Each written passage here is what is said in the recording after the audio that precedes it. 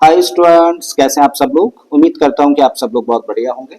तो भाई आज के इस वीडियो लेक्चर में जो क्वेश्चन हम लोग सॉल्व करने जा रहे हैं वो सरफेस एरियाज एंड वॉल्यूम्स से है। 9th और 10th दोनों ही क्लासेस के लिए काफी इंपॉर्टेंट क्वेश्चन है, चाहे एमसीक्यूज पॉइंट ऑफ व्यू से हम लोग देखें या फिर नॉर्मल क्वेश्चंस के पॉइंट ऑफ व्यू से देखें हम लोग। ठीक है, इसमें हम लोगों को दिया है if the surface area of a sphere and cube are equal then find the ratio of their volumes, और ये हम लोगों के सामने 4 ऑप्शंस हैं।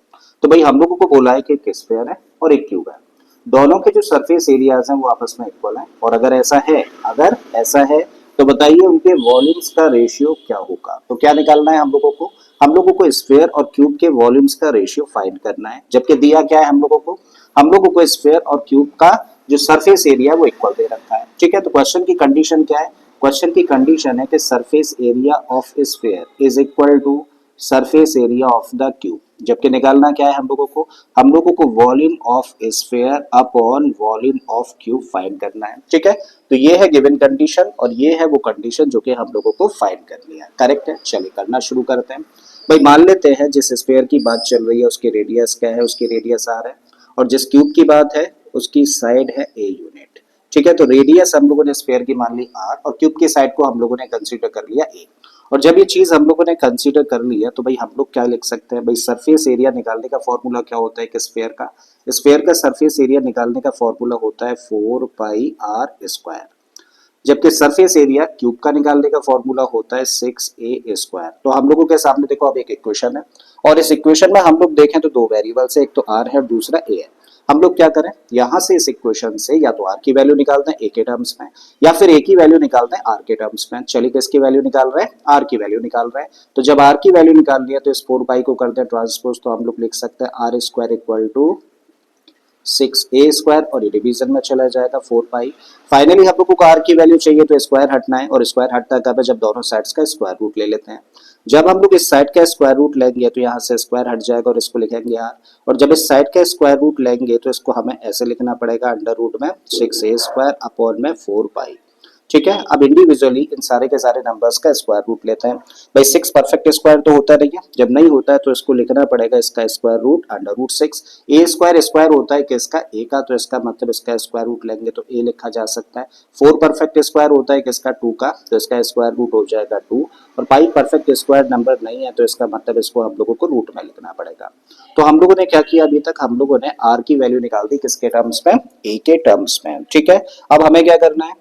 भाई हम लोगों को तो इनके वॉल्यूम्स का रेशियो फाइंड करना है। तो अब भाई फॉर्मूला लगा दीजिए, वॉल्यूम ऑफ स्फीयर निकालने का फॉर्मूला क्या होता है? तो आप कहेंगे 4/3 पाई आर क्यूब। तो ये फॉर्मूला है किसका? स्फीयर का वॉल्यूम निकालने का। अच्छा, क्यूब का वॉल्यूम निकालने का फॉर्मूला क्या होता है? साइड का क्यूब, और साइड क्या है? ए यूनिट, तो इसको लिख सकते हो ए क्यूब। सिंपली अब कुछ नहीं करना है भाई, 4/3 पाई एज इट इज हम लोगों ने रखा, और यहाँ पे आर क्यू लिखा है ना भाई, आर की तो हमारे पास में वैल्यू है ना, इस आर की वैल्यू को यहाँ पे फिट कर दीजिए। आर की जगह पे हम लोगों ने रखा क्या? रूट 6 इंटू में ए है अपॉन में 2 रूट पाई है, और इसका क्यूब हो रखा है तो इस पे होल पे लगा दीजिए क्यूब, तो होल का क्यूब हम लोगों ने कर दिया।